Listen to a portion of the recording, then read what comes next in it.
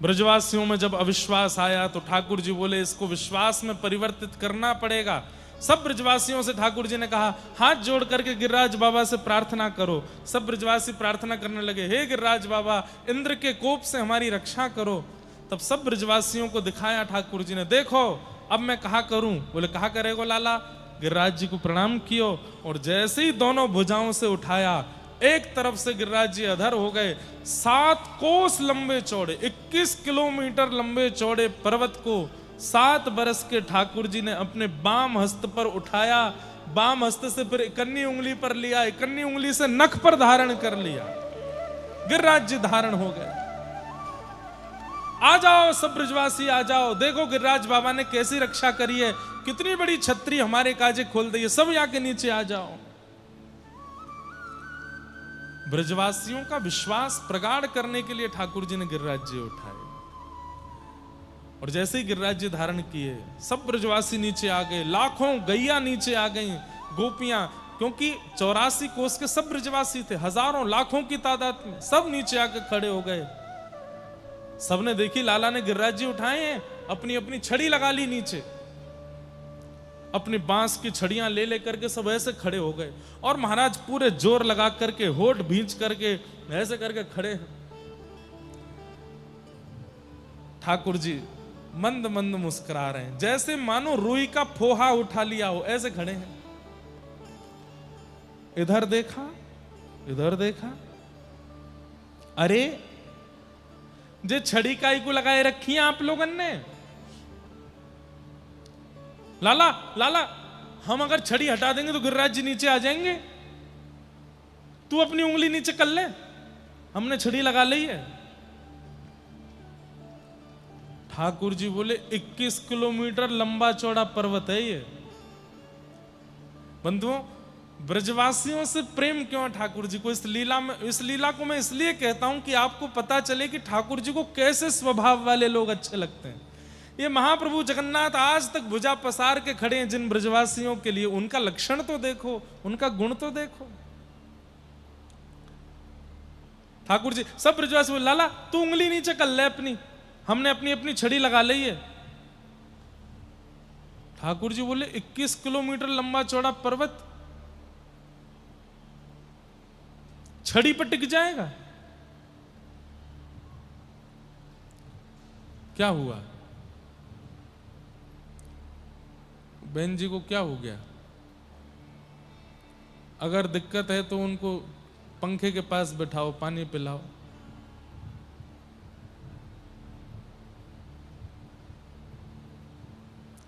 बस आप बाकी सब बैठ जाओ। वो कथा के भाव में हैं, वो वैसे उनको कुछ विचलितता नहीं हो रही। पानी पीना है, पानी नहीं पिया, ओहो जल पिलाओ। महाप्रभु जी के सामने तो पीना पड़ेगा आपको, नहीं तो अपराध लगेगा, पिलाओ इनको। अब व्यासपीठ की आज्ञा होगी, अब तो और पीना पड़ेगा, जितनी प्यास हो उससे ज्यादा पियो, पी लो। हाँ बस जय, बैठ जाओ, सब लोग बैठो। क्या बता रहा था मैं, कहां थे हम? हाँ, सब ब्रजवासियों ने छड़ी लगा ली। लाला तू अपनी उंगली नीचे कर ले, हमने छड़ी लगाई ली है। ठाकुर जी बोले तुम्हारी छड़ी इन पर टिकेंगे? इतने बड़े गिरिराज जी, 21 किलोमीटर के गिरिराज जी, ये छड़ी इन पर टिकेंगे? ब्रजवासी बोले हमारी तो फिर भी छड़ी है, तेरी तो उंगली है, उंगली पर टिक जाएंगे ये? ठाकुर जी बोले मेरी उंगली पे ही टिक रहे हैं ये। ब्रजवासी बोले चल चल बात मत बनावे, उंगली पर टिक रहे हैं तेरी पे, नीचे कर ले हाथ। हम बे ऐसे ठाड़ा होगा जैसे यही ने उठा रखे हैं का। ठाकुर जी बोले अरे सांची मेरी उंगली पे ही टिक रहे हैं। बोले लाला तू एक बार उंगली नीचे करके देख ले, तो को पता चल जाएगी, हमारी छड़ी पे ही टिक रहे हैं गिरिराज जी। और ब्रजवासी इतने अधर होकर के पूरा जोर लगा के खड़े हैं, पसीना पसीना हो रहे हैं, जैसे इन्होंने ही उठा रखे हैं क्या। ठाकुर जी बोले तो मैं अपनी उंगली नीचे कर रहा हूं। बोले हाँ कर ले। जैसे ही ठाकुर जी ने नेक उंगली नीचे करी, महाराज चट चट चट चट सबकी छड़ियां टूटने लगी। सब रे ब्रजवासी घबराए, गड़गड़ करके गिरिराज जी नीचे आने लगे। लाला संभाल संभाल संभाल। चटनी बनने वाले ही थे, ठाकुर जी ने फिर से अपनी उंगली लगाई और फिर से गिरिराज जी को धारण किया और फिर से ठाड़े हो गए। अब तो महाराज छड़ियां टूटी पड़ी हैं और दूर दूर तक कोई भी सपोर्ट नहीं है नीचे। क्या ज्यादा दिक्कत हो रही है इनको? कोई डॉक्टर हो या कोई आसपास कोई ऐसे व्यक्ति हो जो देख सकें, उन्हें देख लीजिए। और हो सके तो बाहर यहां पर मेडिकल सुविधा भी है, वहां इनको लेकर के जाओ, जलपान कराओ, कुछ पवा भी दीजिए। देखो व्रत है, एकादशी है, कोई भी है, वो ऐसे करना चाहिए कि उससे किसी को कष्ट ना हो, स्वयं आपको भी कष्ट ना हो। यदि लगे तो फिर उसको नहीं करना चाहिए, नहीं तो फिर वो व्रत खंडित हो जाता है। बैठ जाइए, सब लोग बैठ जाओ, ऐसा कुछ नहीं है, बस वो जल नहीं पिया है उन्होंने, उनको लेकर के जाइए। वहां सुनाई थी मैंने कि एक बार लक्ष्मी जी और ठाकुर जी में थोड़ी मीठी सी लड़ाई हुई आपस में। इसको प्रणय कलह कहते हैं, प्रेम भरा नोक झोंक। हर पति पत्नी में होना चाहिए, ठाकुर जी आज्ञा करते हैं।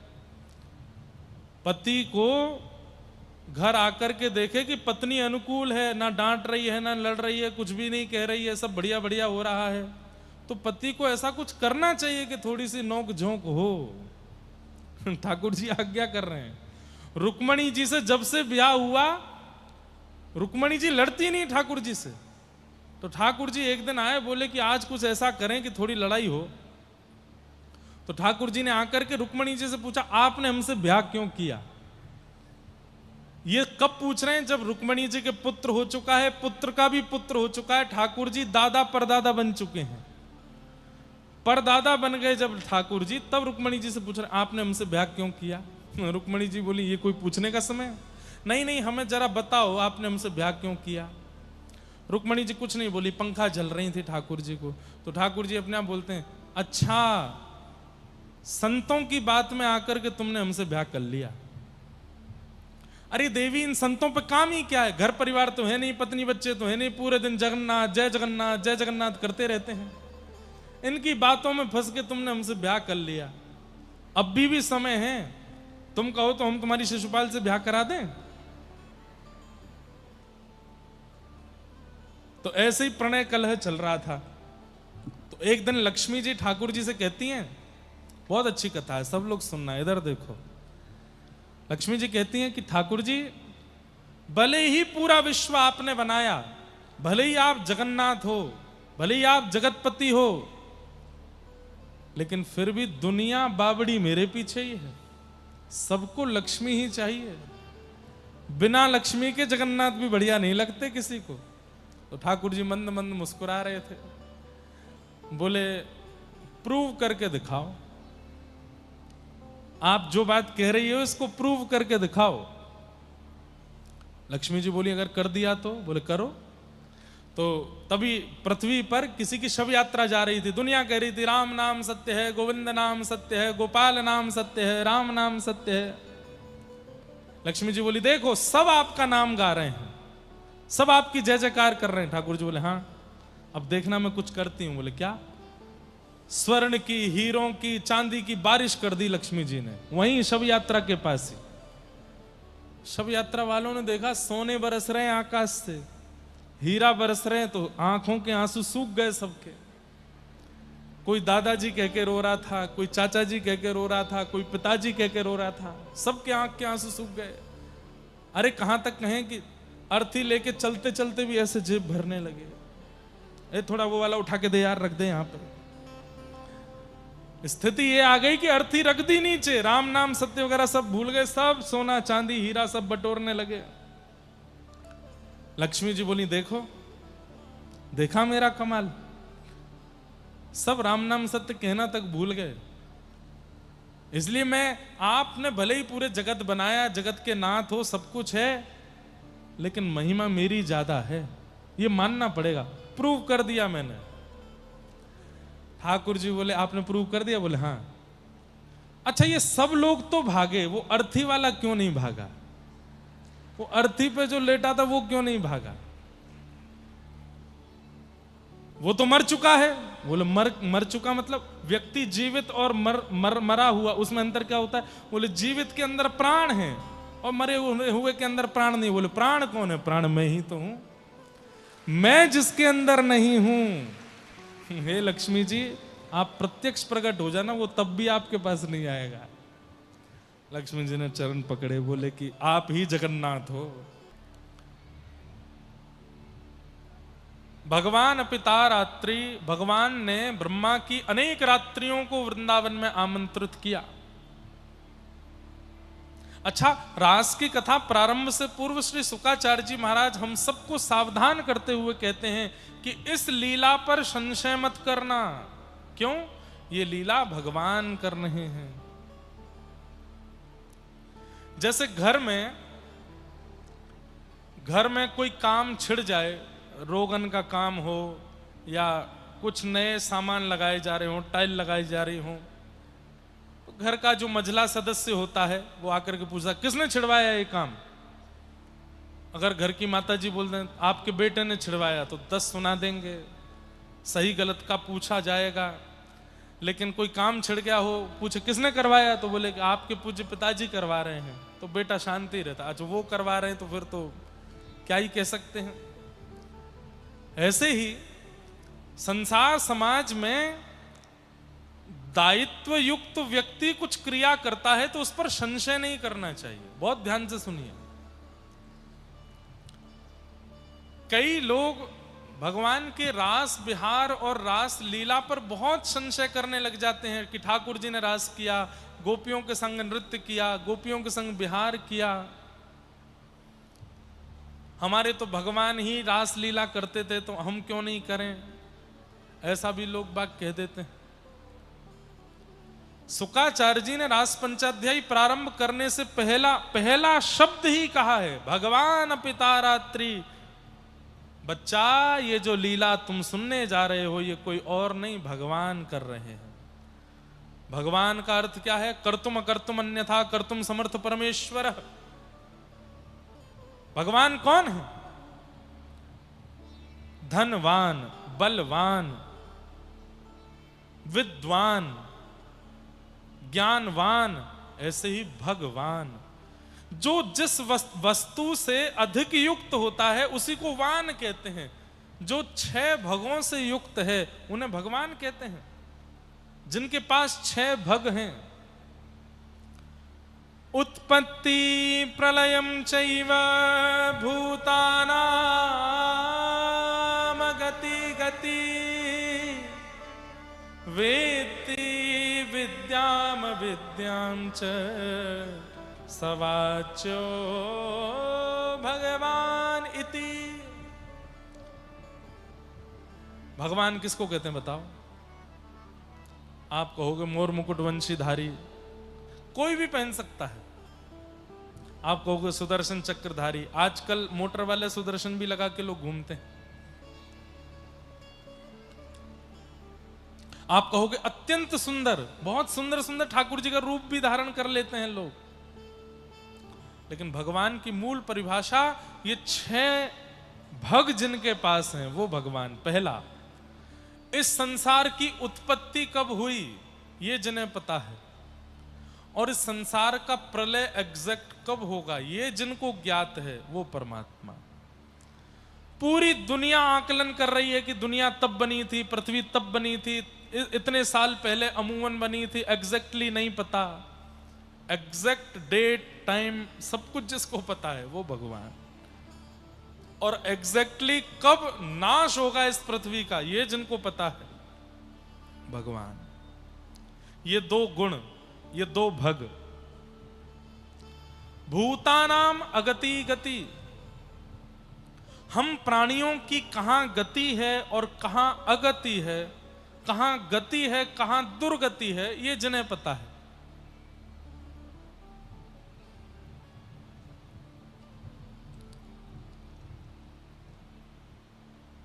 कर्म गति तारे नाही टरे कर्म गति तारे। देखो एक बात हम बता रहे हैं, बहुत ध्यान से सुनना। मुनि वशिष्ठ से पंडित ज्ञानी, मुनि वशिष्ठ से पंडित ज्ञानी, सोच के लगन धरे, सोच के लगन धरे। वशिष्ठ जी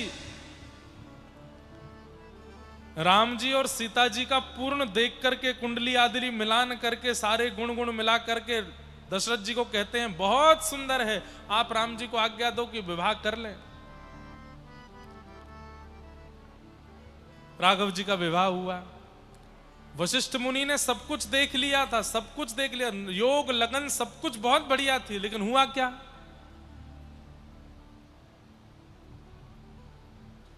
दशरथ मरण हरण सीता को, दशरथ मरण हरण सीता को, वन में जाए फिरे, हाँ वन में जाए फिरे। क्या हुआ? दशरथ जी को प्राण त्यागने पड़े, सीता जी का रावण ने हरण कर लिया, 14 वर्ष वन में रहना पड़ा। सब सोच समझ के किया था, सब कुछ देख भान करके किया था, फिर ऐसा क्यों हुआ? क्योंकि भाई कब कहां क्या होना है, चाहे कितनी भी पत्री बनवा लीजिए, चाहे कितना भी भविष्य कथन करवा लीजिए, कितने भी हाथ दिखवा लीजिए, होगा वही जो राम जी को भाएगा, जो ठाकुर जी ने सोच रखा होगा। आपके मेरे चाहने से ऐसा हो जाएगा, ऐसा हो जाएगा, ऐसा हो, कुछ नहीं, ठाकुर जी जो चाहेंगे वही होगा। सब कुछ बिल्कुल अच्छा था, सब कुछ देख भान करके वशिष्ठ जी ने सब कुछ किया था, लेकिन हुआ क्या? पांडवों के तो साथ भगवान स्वयं चल रहे थे, लेकिन हुआ क्या? लाक्षा भवन में आग लगी, 14 वर्ष का वनवास, 1 वर्ष का अज्ञातवास, महाभारत युद्ध। इसलिए कब कहां क्या होना है हम सब केवल आकलन लगाते रह जाएंगे, लेकिन होगा वही जो ठाकुर जी ने सोच रखा होगा। इसलिए अपनी बहुत बुद्धि मत लगाइए, कर्म कीजिए, परिश्रम कीजिए, क्योंकि होना वही है जो ठाकुर जी चाहेंगे। तो भूतानाम अगति गति, ये जिन्हें पता है कि मानव का कहां कल्याण होना है, मानव की कहां दुर्गति होनी है, वो परमात्मा। भूतानाम अगति गति वेत्ति विद्याम अविद्याम च, जो सब जानते हैं कौन किस भाव से आया है, कौन किस रूप में आया है, कौन किस गुण में आया है। विद्या और अविद्या का जिनको पूर्ण बोध है, ये 6 लक्षण जिनके अंदर हैं, उत्पत्ति और प्रलय का जिनको पता है, मानव की गति और दुर्गति का जिनको पता है, और विद्या और अविद्या का जिनको पता है, ये 6 भग जिनके पास हैं, उन्हें कहते हैं भगवान। ये संसार में किसी के पास नहीं हो सकते। संसार में कोई भी व्यक्ति इन 6 चीजों से युक्त नहीं हो सकता, ये केवल भगवान, इसलिए उनको भगवान कहते हैं। वो भगवान इस रासलीला को कर रहे हैं, इसलिए इस पर संशय मत करना, इसमें ज्यादा सिर मत घुमाना, इसमें ज्यादा प्रश्न चिन्ह मत करना। ये कैसे कर सकते हैं, ये कैसे हो सकता है? वो भगवान हैं, वो हमसे ज्यादा सोच विचार के कर रहे हैं जो कर रहे हैं, इसलिए उस पर प्रश्न चिन्ह मत उठाओ। इसलिए रास का प्रसंग प्रारंभ होते ही पहला शब्द भगवान। दूसरी बात, रास का हमको अर्थ ही नहीं पता है।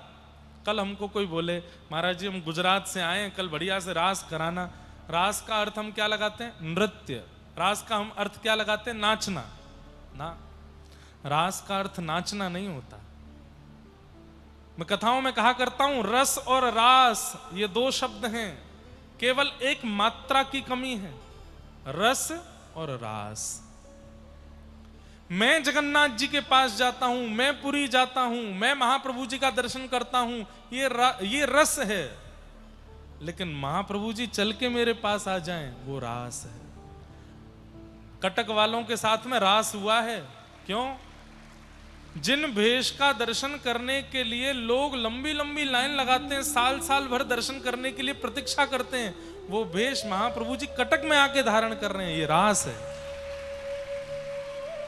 स्वयं जगन्नाथ महाप्रभु उड़ीसा पुरी से चल करके कटक आए और यहां पर नित्य नवीन संग आज ठाकुर जी का सोना भेष, जो कि रथ यात्रा के विश्राम दिवस पर होता है, उस स्वर्ण भेष का दर्शन करने के लिए कितनी लंबी लाइन लगती, कितने लोग आतुर रहते हैं। हमारे लिए देखो ऐसे धारण कर लिया। ये रास है। रस और रास। आप जाओ उनके पास, वो रस, पर वो आ जाएं आपके पास, ये रास। अभी तक आप YouTube पे कथा सुनते थे, सोशल मीडिया पे कथा सुनते थे, वो था रस, पर आपके नगर में कथा आ गई, ये है रास।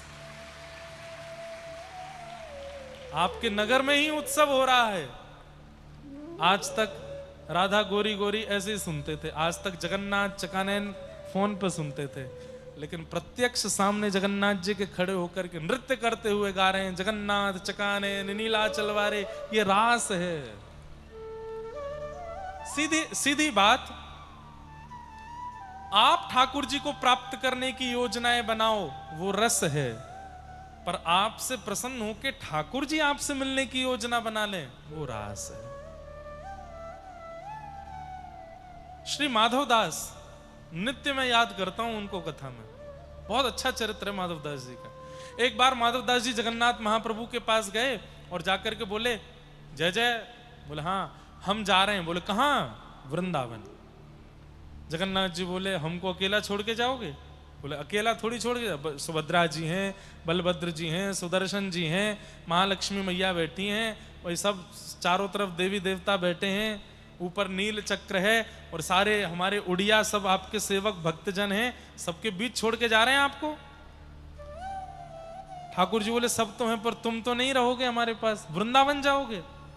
और ये उस काल की बात है जब वृंदावन, पुरी से वृंदावन जाने में 6 महीने लगते थे। ना गाड़ी है, ना घोड़ा है, ना ट्रेन है, कुछ भी नहीं था, जंगल पार करने पड़ते थे। महाप्रभु जी बोले हम यहां बैठे तो हैं तुम्हारे पास, मत जाओ वृंदावन। माधवदास जी बोले नहीं नहीं, एक बार तुम्हें वृंदावन दर्शन करके आऊंगा, आपकी लीला स्थली। तो जगन्नाथ जी बोले काम करो, मुझे भी संग ले चलो। यही तो है रास, कि मैं पुरी से दूर जाने की योजना बनाऊं तो महाप्रभु जी विचलित हो रहे हैं, तू क्यों जा रहा है मुझसे दूर, मेरे संग रहे, मेरे पास रहे, यही रास है। माधवदास जी बोले आपको भूख इतनी लगती है, एक तो आपका शरीर इतना बड़ा है, श्री मंदिर से गुंडीचा जाने में तो रथ बनाना पड़ता है, और वो रथ भी चलता है तो महाराज पूरी जमीन में ऐसे, अभी जाके देखें पूरी के क्या बोलते हैं उसको, बड़दंड, बड़दंड बोलते हैं, बड़ो दंड, बड़ो दंड हाँ, हर है तो शब्द बड़दंड ही, पर वह उड़िया प्रोनाउंसिएशन में बोलेंगे बड़ो दंड।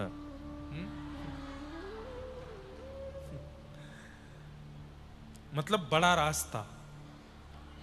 हाँ सब बड़ा है। हाँ मां जगन्नाथपुरी में सब बड़ा है। तो जब रथ निकलता है महाराज, वो बड़ा दंड में रथ के चक्कों के निशान बने रहते हैं। बोले गुंडीचा कितना दूर है? 1-1.5-2 किलोमीटर होगा ज्यादा से ज्यादा। इतनी दूर जाने में तो आपको 3 दिन लगते हैं। अब 3 दिन लगते हैं। बीच में बताते हैं कि पहले बीच में एक नदी भी थी, तो पहले 6 रथ बनते थे। 3 रथ ठाकुर जी को लेकर नदी के पास तक आते, फिर ठाकुर जी एक नौका में विराजते, फिर नौका से नदी पार करते, फिर नदी पार करके फिर दूसरे रथ खड़े होते, उनसे फिर गुंडीचा जाते। तब कितना दिन लगता होगा? यहां से गुंडीचा जाने में तो इतने दिन लगते हैं। आपको लेके वृंदावन जाऊंगा तो वृंदावन पहुंचते पहुंचते मेरे प्राण निकलने का समय आ जाएगा। आप विराजो जगन्नाथपुरी में, मैं अकेला जाऊंगा। तो महाप्रभु जी उदास हो गए। बोले माधव दास तुम चले जाओगे, हमारा मन नहीं लगेगा। बोले जय जय कछु, साल 1-1.5 साल की बात है, मैं आ जाऊंगा। माधव दास जी निकल पड़े कहते हैं 3 दिन निकले। अब माधवदास जी को अभ्यास था 10-10 दिन कुछ नहीं खाते, 12-12 दिन कुछ नहीं खाते, चलते रहते। लेकिन 3 दिन व्यतीत हुए, थोड़ी दूर ही कहीं पहुंचे थे, माधवदास जी को इतनी जोर की भूख लगी, पास के गांव में दौड़ करके गए और एक दरवाजा खटखटाया, जल्दी खोलो, भूख लगी है, कुछ पाने को दो। माधवदास जी बोले, इतनी भूख मुझे पहली बार लगी है जीवन में, क्यों लग रही है पता नहीं। एक बूढ़ी माता जी ने द्वार खोला, माधवदास जी बोले, परिचय बाद में दूंगा, आपका परिचय बाद में लूंगा, भूख बहुत तेज लगी है, जो घर में रखा हो मुझे तुरंत दे दो। मैया बोली, बाबा ने एक धैर्य करो, इतना क्या हाँ पर लाती हूं।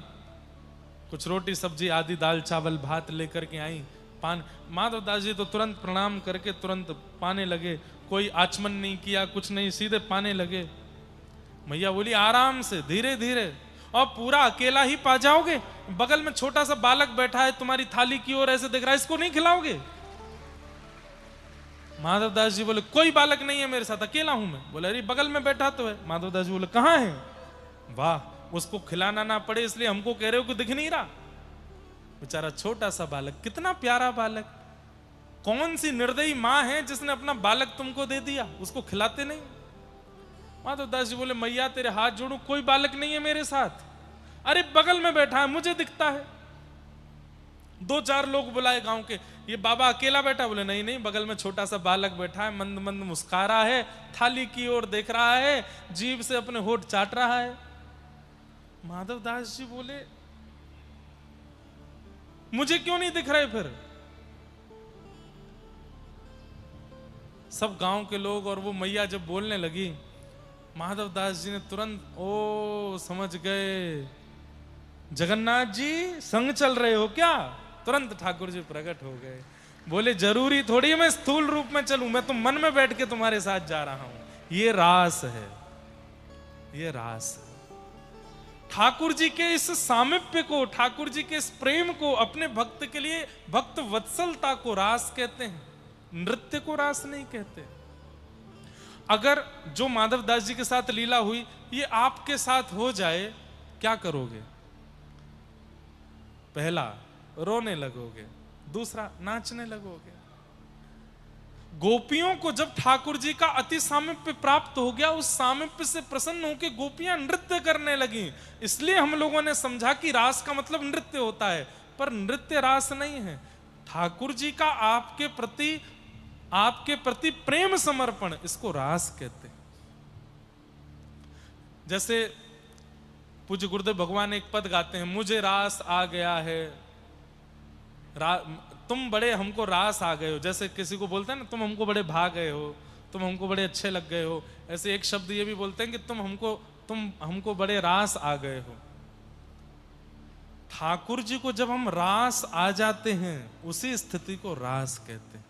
ठाकुर जी जब हमको रास आते हैं उसको रस कहते हैं, लेकिन ठाकुर जी को जब हम रास आ जाएं उसको रास कहते हैं। तो रास का मतलब क्या है? आपकी भक्ति से, आपके प्रेम से, आपके भाव से, आपके विचार से, आपके व्यवहार से, आपके नियम से, आपके साधन से ठाकुर जी प्रसन्न होकर के आपके पास आ जाएं, वो रास है। माधवदास जी ठाकुर जी से बोले, जय जय, अब संगी चलोगे? बोले, हाँ संगी चलूंगा। अब तो हर 3 दिन में भूख लगी आवे। तो माधवदास जी ऐसे बोले, जय जय, थोड़ा तो नहीं सबर करो। अरे ऐसे तो हम वृंदावन ही नहीं पहुंच पाएंगे, इतनी भूख लगती है आपको। ठाकुर जी बोले, मैं कहाँ करूं, मुझे तो भूख लगे। तो माधवदास जी ने कहीं से खूब सारे चने ले लिए, जैसे ही भूख लगती तो चने खाते। ठाकुर जी कहते, अब चनांती मेरो पेट भरेगा? बोले, हम भाई यही खाओ। वृंदावन पहुंचे। वृंदावन पहुंचते यमुना जी में स्नान किया। माधवदास जी के चित्त में ठाकुर जी बैठे बैठे बात कर रहे हैं। बोले, बड़ो आनंद आ रहा है, और बढ़िया आनंद करो, या यमुना जी में और मुंह को स्नान कराओ।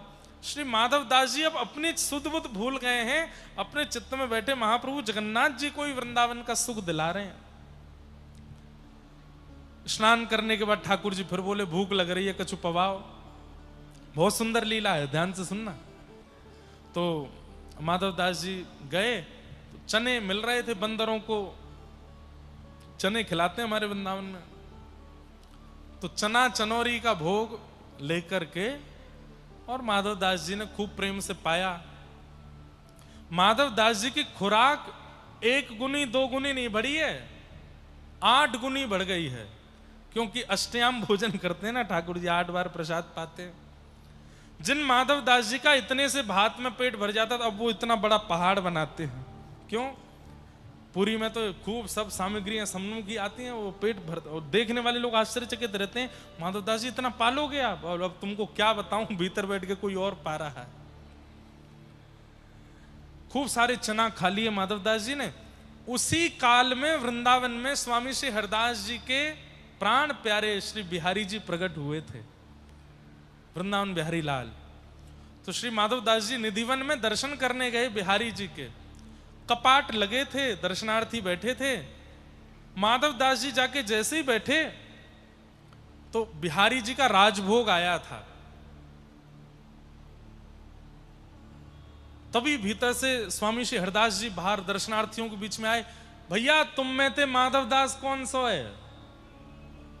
तो माधव दास जी बोले, मैं पहली बार वृंदावन आया, स्वामी श्री हरदास जी से कभी मिला नहीं, आपको मेरा नाम कैसे पता? बोले यहां पे आ बाबा।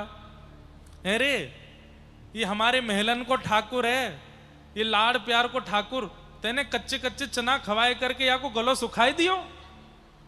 माधव दास जी बोले आपको कैसे पता? बोले देख भीतर बिहारी जी अपना मुंह खोल के दिखा रहे हैं कि मेरा मुंह छिल गयो है, माधव दास ने इतने चना खवाए दिए मेरा मुंह सूख गयो है, मुंह को 56 भोग पवाओ। माधव दास जी के नेत्र सजल हो गए। मतलब आज की भाषा में बोलूं तो जैसे हमारी मोबाइल सिम जो होती है, जिस स्टेट में जाते हैं वहां का नेटवर्क पकड़ लेती है। तो जब तक उड़ीसा में थे चित्त में जगन्नाथ जी थे, वृंदावन जाते बिहारी जी आ गए, और वो चना जब खाए तो बिहारी जी का मुंह छिल गया मंदिर में, और मुंह खोल करके बिहारी जी स्वामी जी को दिखा रहे हैं मेरा मुंह छिल गयो। माधव दास ने सूखे चना खवाई दिए मुंह को। तब फिर सुंदर पेय बनाया, घी और दूध का मिश्रण करके बिहारी जी को पवाया, तब बिहारी जी को शांति मिली, आनंद हुआ। माधव दास जी बोले नाथ इतनी कृपा आप मुझ पर कर रहे हैं, दुनिया आपके सामने खड़े होकर के भोग लगाती है, आप नहीं पाते, आप मेरे चित्त में आके बैठ गए। मैं जो पाऊं वो भोग लगा लेते हो, मैं जो स्नान करूं वो आप आनंद करते हो, मैं जो पहनूं वैसा आपको सुख मिलता है। इसको रास कहते हैं। और ऐसे रास का अनुभव व्रजमंडल की असंख्य गोपियों को देने के लिए ठाकुर जी ने शरद पूर्णिमा की रात्रि को व्यवस्थित किया। इसलिए इस रास के विषय पर संशय मत करना। स्त्री पुरुष का भाव रख करके यदि रास की कथा सुनोगे तो मन में दोष आएगा, मन में संशय आएगा। पर यदि भक्त और भक्त के प्राणनाथ प्यारे श्री परमात्मा का भाव रखोगे तो रास में डूब जाओगे और इच्छा होने लगेगी। अच्छा, भक्ति पथ, इस भक्ति पथ का गंतव्य क्या है, डेस्टिनेशन क्या है, प्रारंभ क्या है और डेस्टिनेशन क्या है? प्रारंभ है रस और गंतव्य है रास। हम सब कथा इसलिए सुन रहे हैं, हम सब नाम जप इसलिए कर रहे हैं, हम महाप्रभु जी की एकादशी इसलिए कर रहे हैं कि एक दिन वो रास हमारे साथ भी हो। ठाकुर जी इन लाखों में हमें प्रायोरिटी देके देखें, एक बार वो सुख हमको प्रदान करें। जैसा सुख भक्तिमती मीराबाई को दिया, जैसा सुख सूरदास जी को दिया, जैसा सुख सालवेग को दिया है। गजराज चिंता कला थाई घोर जले न, गजराज चिंता कला थाई घोर जले। अरे इस पर तो आपका कॉपीराइट है, ये तो आपका ही है।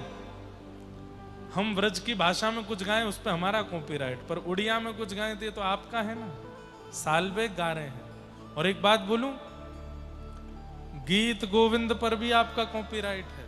क्यों? जयदेव महाप्रभु की जन्मस्थली यहीं पास में ही है। मैं गया नहीं, मुझे अवसर मिलेगा तो मैं जाने का प्रयास करूंगा। गजराज चिंता कला थाई घोरे जनेन गजराज।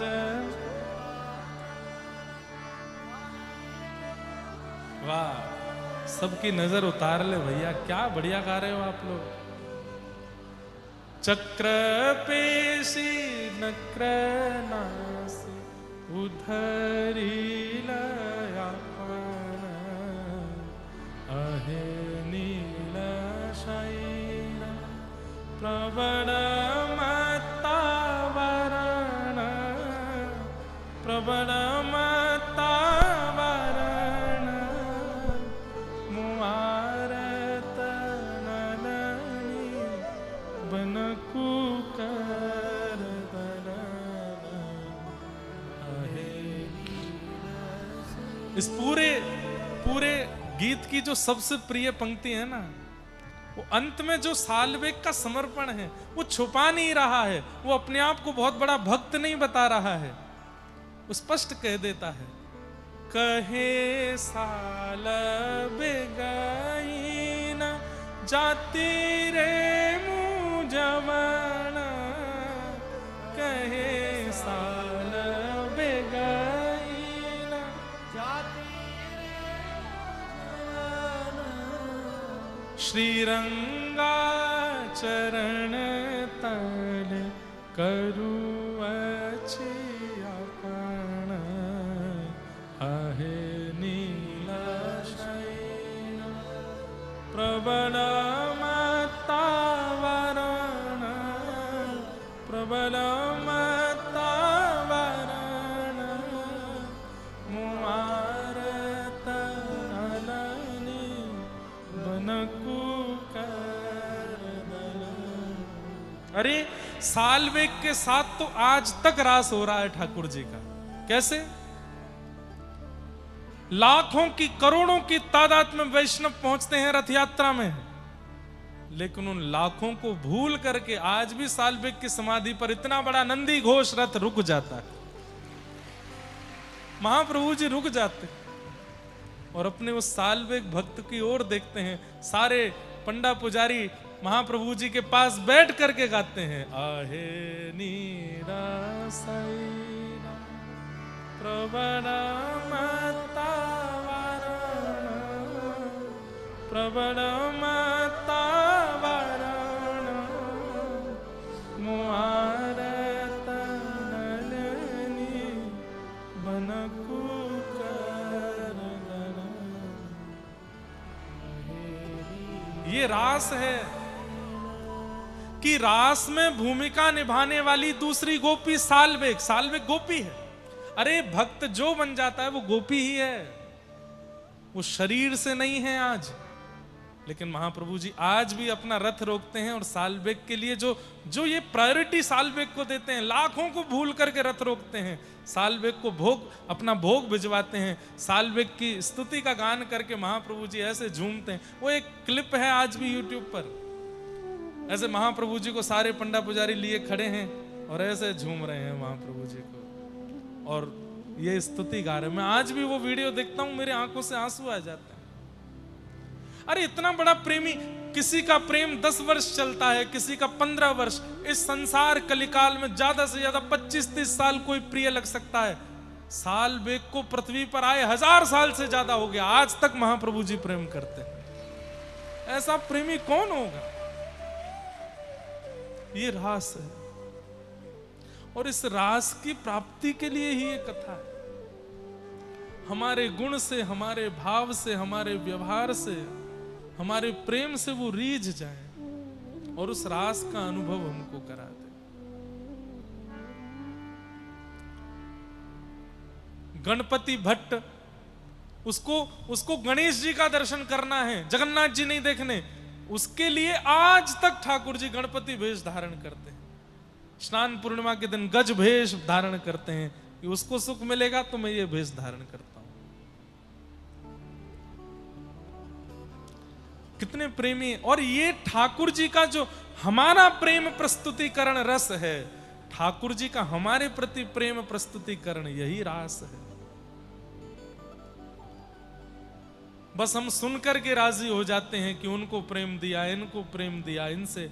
हमारे साथ कब होगा? होगा, ये विश्वास रखो, होगा, जरूर होगा।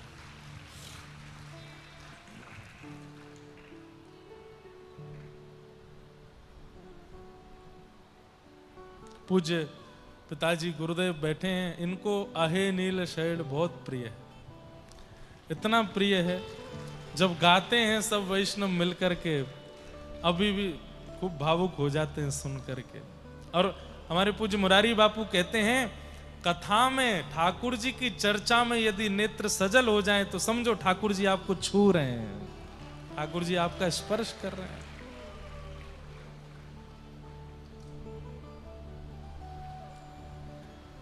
रावण रे भाई विभीषण काला शरण, रावण रे भाई विभीषण काला शरण, रावण रे भाई विभीषण काला शरण, रावण।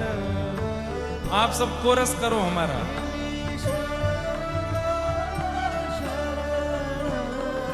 शरण संभाली ताकू लंका कल राजन, शरण संभाली लंका कल राजन, आहे नीला शैला प्रबल मत्तावरण, प्रबल मत्तावरण, मुआरत नलनी बनकु कर दलन, आहे नीला। श्री जगन्नाथ महाप्रभु की जय।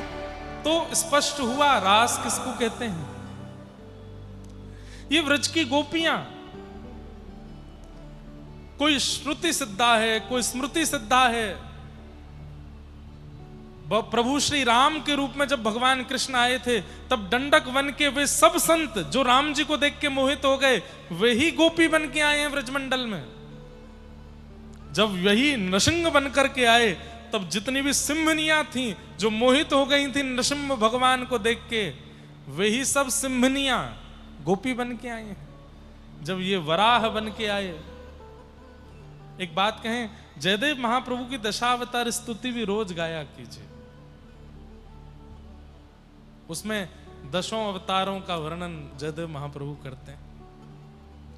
उन दशों अवतारों को जिन जिन्होंने देखा और देख करके जो जो मोहित हुआ, केवल स्त्रियां नहीं, आबाल वृद्ध वनिता, चाहे वो वृद्ध हो, चाहे वो बालक हो, चाहे वो स्त्री हो, चाहे वो पुरुष हो, ठाकुर जी जब जब प्रकट हुए और उनके उस रूप को देख के जो मोहित हुआ, उसको ठाकुर जी ने वरदान दिया कि द्वापर में मैं कृष्ण बनूंगा, तुम गोपी बन के आना, रास करूंगा तुम्हारे साथ। सब गोपी बन के आए। तो इसलिए ये गोपियां कोई स्त्रियां नहीं हैं, किसी घर की कोई लड़कियां नहीं हैं, ये सब युगों युगों से प्रतीक्षा कर रही हैं ठाकुर जी की, वही सब गोपियां हैं। आज ठाकुर जी ने शरद पूर्णिमा का चंद्रमा उदित होते ही वन में जाकर के अपनी पावन वेणु को अधर पर धारण करके ठाकुर जी ने जैसे ही उसका नाद करना प्रारंभ किया, निशम्य गीतम तदनंगवर्धनम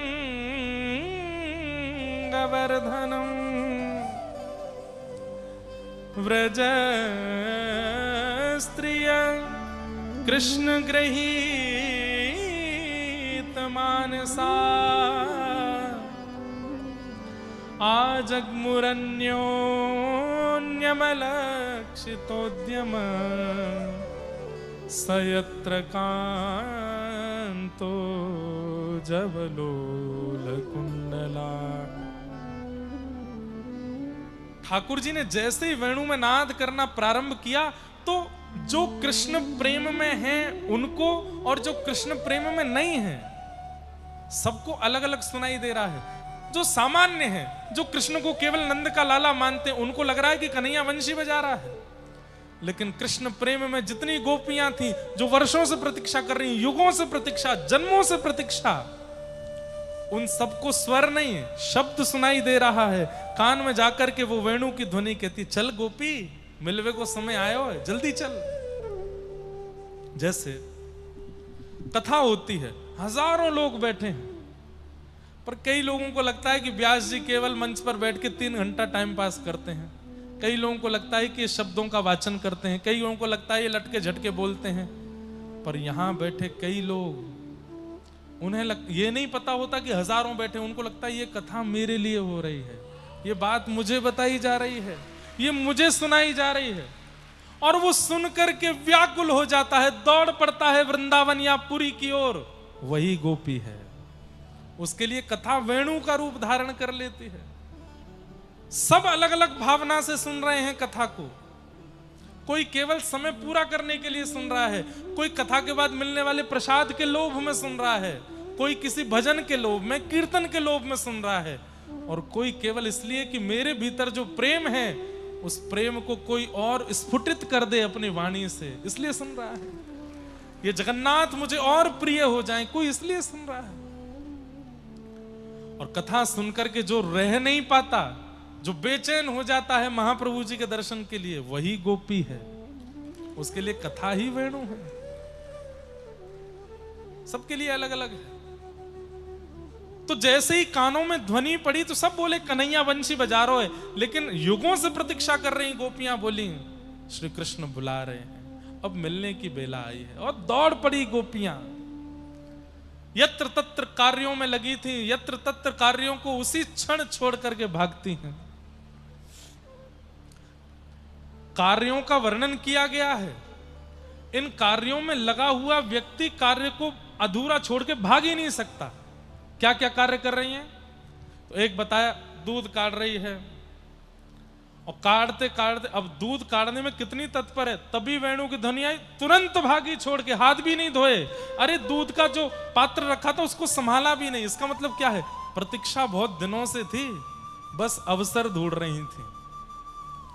आप कहोगे ये बड़ी बात नहीं, और कुछ बताओ। पति को भोजन करा रही थी, पति ने कहा सुनो, दाल में थोड़ा रामरस नमक कम है, नमक लेके आना। नमक लेने गई, तुरंत वेणु की ध्वनि कान में आई तो लगी भागूं, जल्दी दौड़ूं, कन्हैया बुला रहे हैं। तो नमक की जगह शक्कर लेकर के भागी, दाल में डाल करके भागी है वहां से। आप कहोगे और कुछ बताओ। तब कहते हैं स्नान कर रही थी एक गोपी, और स्नान करके वस्त्र पहनने की स्थिति में थी, उसी समय कानों में वेणु की ध्वनि पड़ी। तो जहां जो वस्त्र जैसे पहनना चाहिए वैसे ना पहन के अस्त व्यस्त वस्त्र पहन के दौड़ी है ठाकुर जी से मिलने के लिए। आंजलोचने, चौथी गोपी क्या बोले, आंख में काजल लगा रही है। एक आंख में काजल लगा था, तभी वेणु की ध्वनि आई तो एक में ही लगे में ही भागी है ठाकुर जी से मिलने। किसी और ने कहा अरे दूसरी आंख तेरी छोटी लग रही है, एक आंख बड़ी लग रही है, इसको ठीक तो कर। दौड़ करके वापस गई, बोले अब इसमें काजल लगाऊंगी, समय लगेगा, ध्यान लग नहीं रहा, हाथ कांप रहे हैं, कन्हैया बुला रहे हैं। काजल हाथ में लिया, पूरे मुंह पे ही लगा लिया। अब एक में काजल एक में नहीं, ऐसा पता नहीं चलेगा, पूरे मुख पे ही काजल है। दौड़ी, दूसरी गोपी बोली अरे राम कहां बन के आई है, ये कहां कर लियो तेने? कन्हैया रूप नाए देखे, अगर रूप देखना होता तो पूतना बहुत सुंदर बन के आई।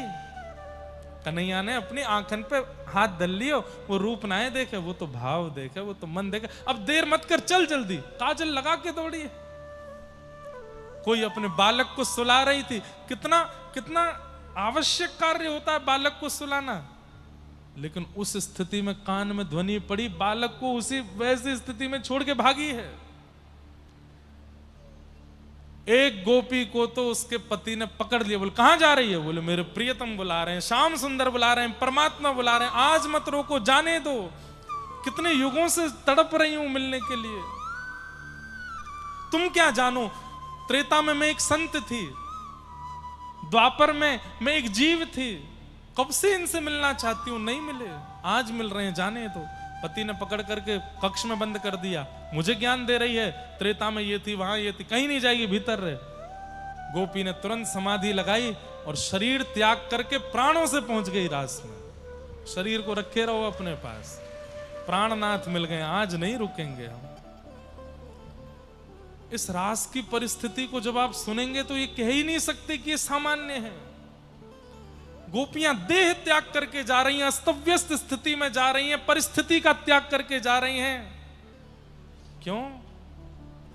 वर्षों की प्यास के बाद जल मिला है, परमात्मा मिल रहे हैं, कैसे छोड़ें? सब गोपियां आकर के खड़ी हो गईं। ठाकुर जी ने गोपियों का स्वागत किया और स्वागत करने के बाद पतिव्रता नारी के धर्म बताने लगे। अरे तुम सबने क्या किया, अपने अपने पति परिवार सबको छोड़ के आई हो, राम राम राम, पाप किया तुमने।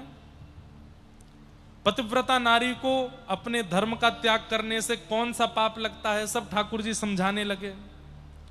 भर्तु शुश्रूषणम स्त्रीणाम परो धर्मो यमायय तद्बंधुनाम च कल्याणम प्रजानाम चानुपोषणम। चलो लौट के जाओ, पर पुरुष से नहीं मिलना चाहिए, अपने पति के पास रहो, अपने बच्चों का ध्यान रखो, सास ससुर ननद सबका ध्यान रखो। कहां आ गई हो रात्रि में मेरे पास, चलो जाओ लौट के, पाप लगेगा तुमको। 10 श्लोकों में भगवान ने पूरा प्रयास किया कि गोपियां लौट के चली जाएं। जब ठाकुर जी मौन हो गए तो गोपियां बोली, अब हम बोलें? बोलो। मैवं विभोर्हति भवान गदितुम नृशंसम् संत्यज्य सैव विषयांस्तव पादमूलम् भक्ता भजस्व दुर्वग्रहमात्यजास्मान् देवो यथादि पुरुषो भजते मुमुक्षु। हे नाथ, आप ही तो कहते हो सब छोड़ करके मेरी शरण में आओ, सर्वधर्मान परित्यज्य मामेकम शरणम व्रज। और आज जब हम सब छोड़ करके आपकी शरण में आई हैं तो कह रहे हो वापस लौट जाओ। आपने पतिव्रता नारी का धर्म समझाया, पति होने के बाद पर पुरुष को देखना भी नहीं चाहिए, ये होता है, ऐसा होता है, ये धर्म है, ये धर्म है, आदि आदि आप हमको समझा रहे हैं। हे नाथ, आपको पता है पति शब्द का ही पर्यायवाची शब्द है नाथ। नाथ में और पति में कोई अंतर नहीं है। पत्नी अपने पति को अगर नाथ बोले, ना पति तो बोलेगी नहीं, ए पति इधर आओ, ऐसा तो नहीं बोलती, नाथ बोल सकती है। नाथ सुनिए, क्योंकि नाथ और पति दोनों का अर्थ एक ही है, रक्षक। इनका नाम क्या है? क्या नाम है? और अगर नाथ ना बोल के वो शब्द बोलो तो क्या होगा? जगत पति। सबके पति हैं, मेरे भी पति हैं, आपके भी पति हैं। मैं भी सौभाग्यवती इनकी पत्नी हूं, आप भी सौभाग्य, कोई मोटी पत्नी, कोई छोटी पत्नी, कोई बड़ी पत्नी, हम सब इनकी पत्नियां हैं। इनके सामने आने के बाद में कोई पुरुष नहीं रहता, सब गोपी हो जाते हैं, सब इनकी पत्नी है, सबके नाथ हैं, इसीलिए तो उनका नाम जगन्नाथ है। जग के अन्न के नाथ कह लो या फिर जगत के नाथ कह लो, ये सबके पति हैं। गोपियों ने मानो ठाकुर जी से कह दिया हो तो फिर अपना नाम बदल लीजिए। बोले क्या, ये जगतनाथ जो आपका नाम है इसको बदलो। ठाकुर जी बोले क्यों बदलें, ये तो हम हैं। बोले जब जगतनाथ हो तो जगत में हम भी आती हैं, तो हमारे पति भी आप हो। वास्तव में मूल पति, जिन पतियों से हमने विवाह किया वो शरीर के पति हैं, आप तो आत्मा के पति हो। आपको कैसे छोड़ सकती हैं? हमने कौन सा पाप किया आपके पास आकर के? और रही बात, हम लोग अपने घर में मूर्ति पूजा करते हैं, कोई लड्डू गोपाल की पूजा करता है, कोई ठाकुर जी की पूजा करता है, कोई चित्रपट की पूजा करता है। कब तक? जब तक वो ठाकुर जी प्रत्यक्ष नहीं मिल जाते तब तक उनके प्रतिनिधि रूप में हम या तो चित्रपट को रखते हैं या फिर मूर्ति रखते हैं, धातु रखते हैं, कुछ भी रखते हैं। लेकिन जिस दिन प्रत्यक्ष मिल जाएंगे, ऐसा थोड़ी होगा कि प्रत्यक्ष से कहेंगे खड़े रहो गेट के बाहर, अभी मूर्ति पूजा चल रही है हमारी, अरे जब प्रत्यक्ष आ जाएंगे तो मूर्ति को प्रणाम करके प्रत्यक्ष के पास भागेंगे। हे नाथ, ये पति जो है ना हमारे, जिनसे हमारा ब्याह हुआ, ये आपकी मूर्तियां हैं। जब पता चल गया कि प्रत्यक्ष सामने आ गया है तो फिर मूर्ति के पास क्यों रहेंगे, हम तो प्रत्यक्ष के पास जाएंगे, प्रत्यक्ष से मिलेंगे। एक बात कहें, एक शब्द आपने बहुत सुना, पतिव्रता नारी। ध्यान से सुनिएगा, पतिव्रता नारी, जो अपने पति के अलावा किसी को ना देखे, पति का ही सर्वस्व भाव रखे। पतिव्रता नारी को फल क्या मिलता है? पतिव्रत करने का फल क्या मिलता है? एक दिन अगर उसकी पतिव्रता में निष्ठा होगी, पति में निष्ठा होगी, पति में सर्वस्व भाव होगा, तो उस व्रत के फलस्वरूप पति रूपी एक पात्र से ठाकुर जी देखते हैं कि इसकी निष्ठा कैसी। जब ठाकुर जी को लगता है ओहो निष्ठा अटूट है, पति अंतर ध्यान हो जाता है, ठाकुर जी मिल जाते हैं। पतिव्रता का भी फल ठाकुर जी की प्राप्ति। और इस बात का प्रमाण आता है वृंदा देवी की कथा में। जलंधर के लिए पतिव्रत करती है, तब ठाकुर जी पहुंच जाते हैं और मिलते हैं।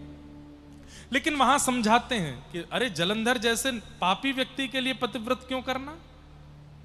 तो पतिव्रता का फल ही भगवत प्राप्ति है।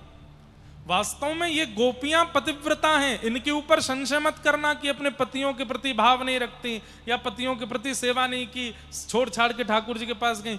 इन्होंने आज तक पतिव्रत किया था, अपने पति के अलावा किसी को नहीं देखा, उसी का फल मिला कि आज श्याम सुंदर पति के रूप में मिले, आज श्री कृष्ण पति के रूप में मिले।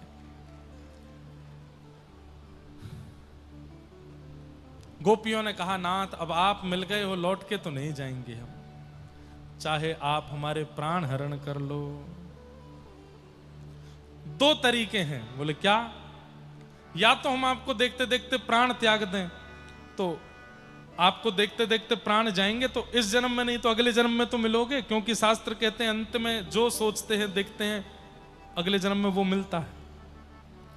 तो या तो हम आपको देखते देखते प्राण त्याग दें, इस जन्म में नहीं तो अगले जन्म में मिल जाओगे। दूसरा तरीका क्या है? बोले हमारी एक वस्तु आपके पास है, वो वापस कर दो, चली जाएंगे हम। ठाकुर जी बोले हाँ वस्तु वापस करूंगा, बताओ कौन सी वस्तु है मेरे पास? ये देखो ठाकुर जी हारे और गोपियां जीती। क्या बोलती हैं गोपियां?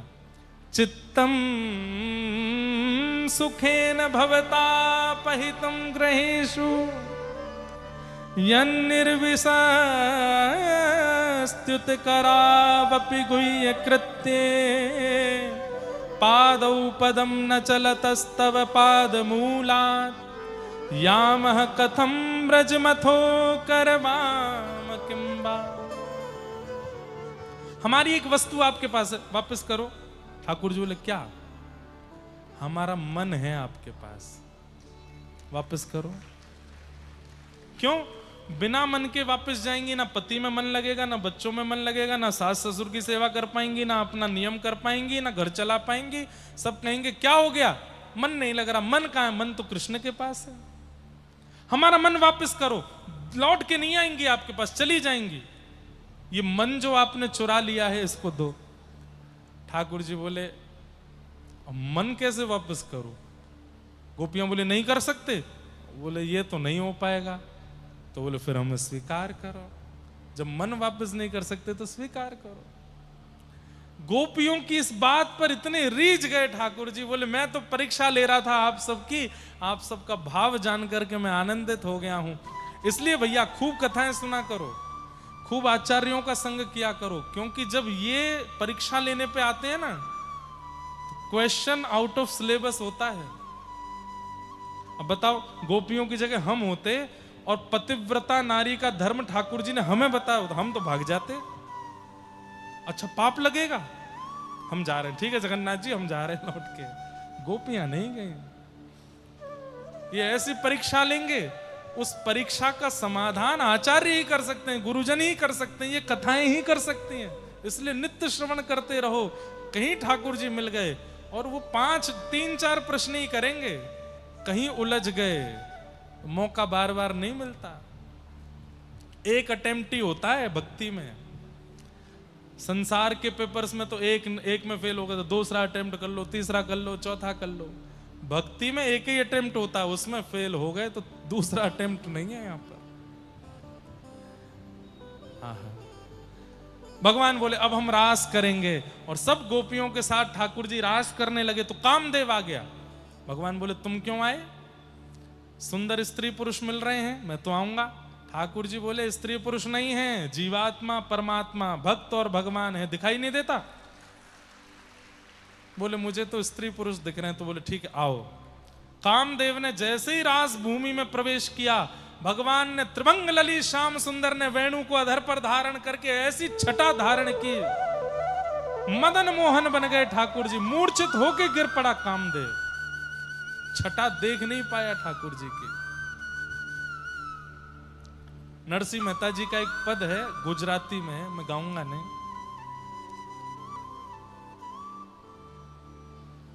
मैं तो वारी रे सुंदर श्याम तुम्हारा लटका पे, मैं तो वारी रे जगन्नाथ तुम्हारा लटका पे। नरसिंह मेहता जी का पद है, बहुत सुंदर पद है। अब पूरा याद नहीं मुझे, कल आएगा तो सुनाऊंगा। कैसे सुंदर ठाकुर जी मदन मोहन बन गए कि महाराज, मदन किसका नाम है? कामदेव का। मोहित होकर के गिर पड़ा, ऐसी छटा ठाकुर जी ने धारण की। कामदेव मूर्छित होकर के गिर पड़ा। गोपियों के साथ गोपीनाथ बनकर के ठाकुर जी रास कर रहे हैं। सब गोपियों के पास जा रहे हैं, तू मेरे काजे कहा बना के लाई है, चल तू अपने हाथ में मेरा श्रृंगार कर दे। सब गोपियों के पास जाके सबको प्रायोरिटी देने लगे ठाकुर जी। गोपियां थोड़ी देर तो उसमें आनंदित हुई, थोड़ी देर बाद वो हुआ जो नहीं होना चाहिए, अभिमान आ गया। बंधुओं, ये लीला हमको समझाने के लिए। आज जगन्नाथ जी लीला क्यों नहीं करते, बोलते क्यों नहीं है, हमारे घर आते क्यों नहीं है? क्योंकि ठाकुर जी को ये भय लगा रहता है कि कहीं मैं गया तो ये इसको अभिमान ना हो जाए, मेरे घर आए। गोपियों को जैसे ही अभिमान हुआ, ठाकुर जी बोले अभिमान आ गया, अब नहीं। ठाकुर जी तुरंत अंतर ध्यान हो गए। थोड़ी देर रास विहार करके अंतर ध्यान हो गए। गोपियां यत्र तत्र ढूंढती हुई यमुना जी के तट पर पहुंची। हे सुन राधिका दुलारी, तेरे द्वार का भिखारी, तेरे श्याम का पुजारी, एक पीड़ा है हमारी, हमें श्याम ना मिला, हमें श्याम ना मिला। पता नहीं क्यों कई जगह कथा होती है, वहां में ये पद मेरा गाने का मन नहीं होता। क्यों? मैं कैसे कह सकता हूं श्याम ना मिला? मिले तो हैं, बैठे तो हैं, और इन जैसा तो कोई नहीं मिला। 7 दिन के लिए बेचारे हिले भी नहीं अपने स्थान से, वहीं खड़े थे। रोज नया नया श्रृंगार करते हैं, रोज कथा श्रवण करते हैं। इसलिए गाना चाहिए, हमें श्याम मिल गया, हमें श्याम मिल गया। गोपियां ढूंढ रही हैं। जयति तेधिकम, किशोरी जी की आज्ञा से गोपी गीत गाया गोपियों ने। जन्मना व्रज श्रयतंदिरा,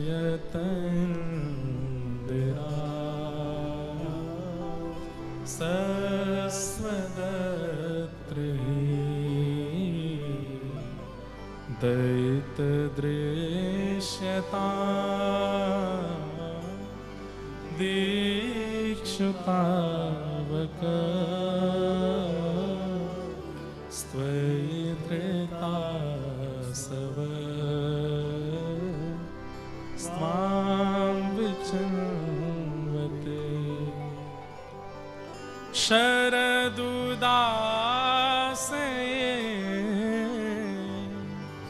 साधु जात स सिजोदर श्रीमुषादृशा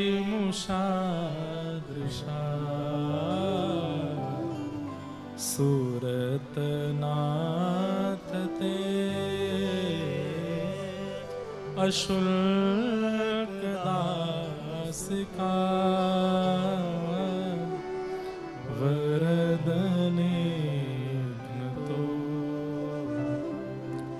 नेह किं वद।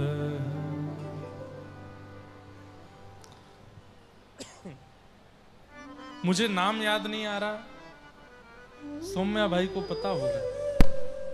एक रथ बनता है जगन्नाथ जी का, सब गोपियां बनाती हैं, उसको क्या कहते हैं? कोई गोपी चक्का बन जाती है, कोई गोपी शिखर बन जाती है, कोई गोपी हाँ कंदर्प रथ। सुना है नाम कंदर्प रथ का? कभी पट्टचित्र बनते हैं ना आपके उड़ीसा में, वहां उसमें दिखेगा कंदर्प रथ। महाप्रभु जगन्नाथ जी विराजते कंदर्प रथ में, मदन मोहन जी विराजते हैं। वाह, मदन मोहन जी महाप्रभु जी के चल स्वरूप में मदन मोहन जी। कंदर्प रथ काय का बनता है? सब सखियां मिलकर के कोई चक्का बनती है, दो चक्कों के बीच में एक सखी लेट जाती है, आगे के हाथ से पीछे के पैर से उन चक्कों को पकड़ लेती है, दो चक्के गोपियां बनती हैं, फिर एक सखी वहां बन जाती है, उसके ऊपर कुछ सखियां लेट जाती हैं, कुछ सखियां ऊपर बन के सिंहासन बन जाती हैं। जैसे आपके यहाँ का जो नृत्य है भरतनाट्यम, नहीं उड़ीसी, सॉरी, हाँ यहाँ उड़ीसी होता है ना, उड़ीसी नृत्य में देखा, वो जो नृत्य करने वाले वो कंदर्प रथ बनाते हैं। दो आगे घोड़ा बन जाएंगी गोपियां, दो इधर चक्का बन जाएंगी, नीचे ऐसे लेट जाएंगे, और एक सखी ऊपर जगन्नाथ ऐसे, ये जगन्नाथ जी ऐसे बनते हैं, हाँ ऐसे, ये ऐसे जगन्नाथ जी बन जाते हैं। और फिर वो रथ चलता है, ठाकुर जी के ऊपर पूरा सब ऐसे बन जाते हैं। ठाकुर जी का वो रास है यहाँ जगन्नाथपुरी में, गोपियों के साथ कंदर्प रथ भाव से ठाकुर जी रास विहार करते हैं। गोपियां रथ बनती हैं, ठाकुर जी को लेके जाती हैं श्री जी के पास, कंदर्प रथ। हाँ, गुंडीचा में होता है। वाह, बहुत सुंदर, अद्भुत है। उड़ीसा के लोगों को पता नहीं है कि आपके पास कौन बैठे हैं, इसलिए खोजबीन करते रहा करो। बहुत कुछ होता है जगन्नाथपुरी में, लोगों को पता ही नहीं है। केवल महाप्रसाद पता है और दर्शन पता है, इसके अलावा कुछ नहीं पता, और बस रथ यात्रा पता है। अरे बहुत सारे उत्सव होते हैं, बहुत कुछ है जगन्नाथपुरी में। हम वृंदावन वाले तो तड़पते रहते हैं, इसलिए अपनी कथा में बताते रहते हैं। गोपियों के साथ ठाकुर जी, गोपियां गोपी गीत गाती हैं। तासामाभिर्भूत सौरी स्मयमाय मुखाम्बुज पीतांबर धरश्रग भी साक्षान मनमथ मनमथ।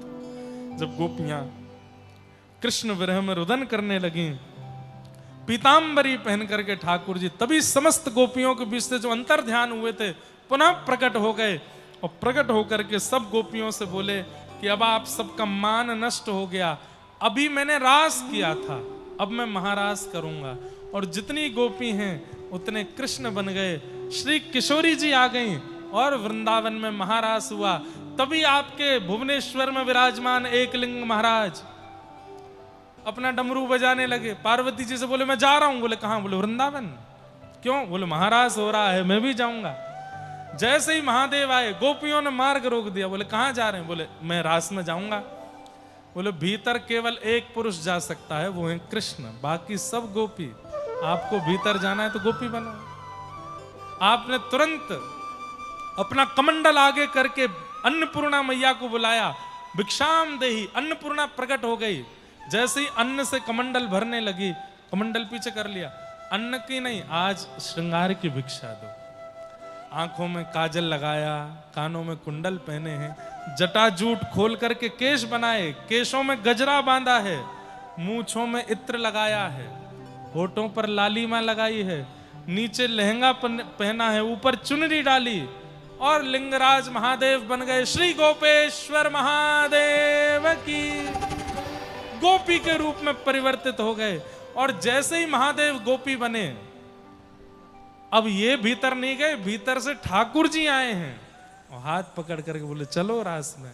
नई गोपी आई है और महादेव के साथ रास।